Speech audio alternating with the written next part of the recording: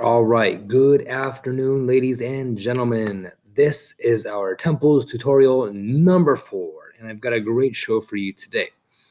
Today, we're going to be investigating one of our things called screen share.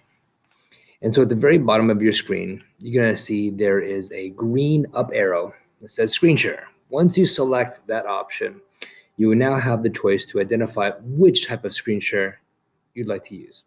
Now, a classic is under the basic uh, option here at the top. You can go to an advanced, which we'll get to later, but let's click on the basic. Lots of people use what they see on the screen.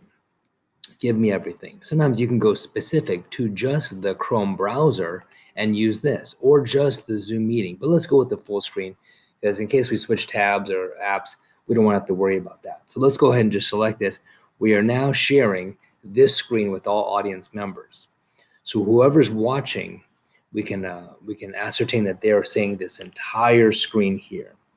Now, there's something unique is that you can stop the share at the bottom if you'd like, but I'd suggest that we do something else. If your clients want to see this information, this table, data table here regarding late work in November, December, if they want to see that specifically, a unique and good way to share is the advanced option. Let's select the advanced and portion of screen.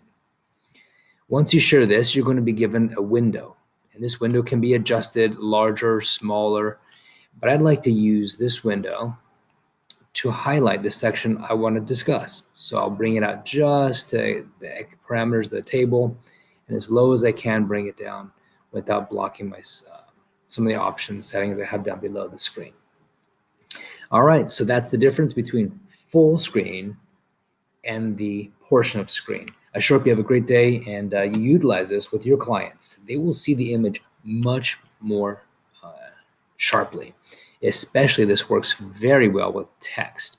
Images, you can reduce the size when you can have a larger version of the spread out version of the image. But on text, if you want to have students read stuff, this is the way to go. Peace be with you. Adios.